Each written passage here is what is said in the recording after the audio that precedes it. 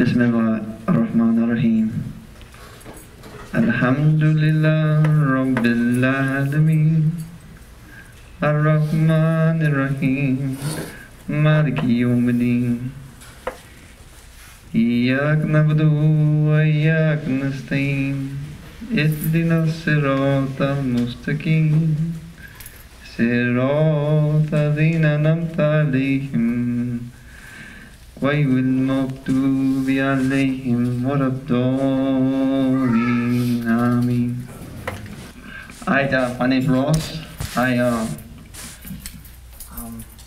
doing this for Dr. Kazi, and I hope it pleases Allah at the same time. I converted. I like to start out saying, in the name of Allah, most gracious, most merciful. But I converted last December to Islam, and my journey began, I guess, about 3 years ago. And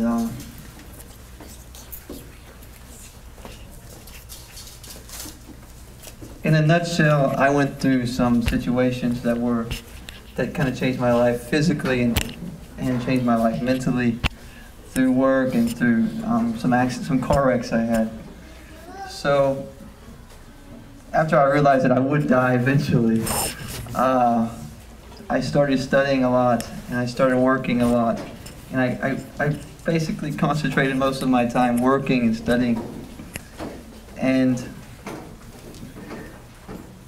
I read the Bible from Genesis to Revelations, and after I read it, I had a concept of Allah subhanahu wa ta'ala and His oneness, and how that oneness sort of changed in the New Testament from after the Gospels, Matthew, Mark, Luke, and John, how that oneness sort of changed.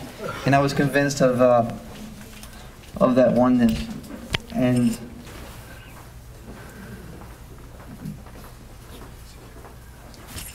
I went to a Catholic teacher, and the Catholic teacher told me I was nuts, and I needed to study some more. So I studied some more, and I almost started joining the Catholic Church. And I realized that at some point there, Allah led me to read His book. And when I read the book, it did feel like the Last Testament. So I did convert, and it's been a long journey, and I'm happy to be here, to be honest. And the improvements I've made, and I feel in my personality, I think Amar can attest to that the religion does work, and it's simple, objective. They're almost like objective miracles, you could call them. The Quran is an objective miracle. And it's nice. It's nice to have healing. It's nice to be able to be a part of a community that you have support. And I'm very thankful.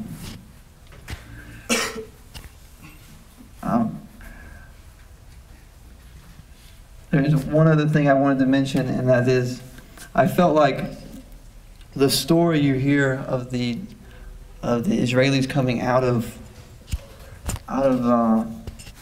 Egypt and into the desert and into the Promised Land.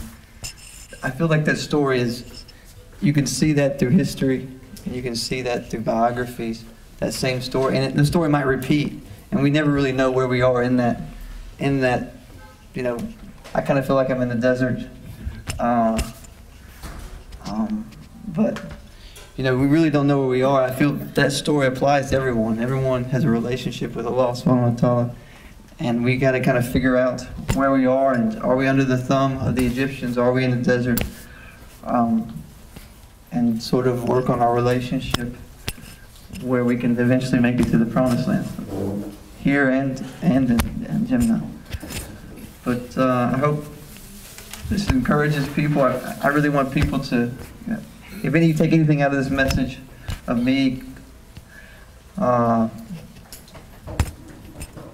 you can get anything from this, then it would be to serve mankind and to improve yourself and to worship Allah subhanahu wa ta'ala.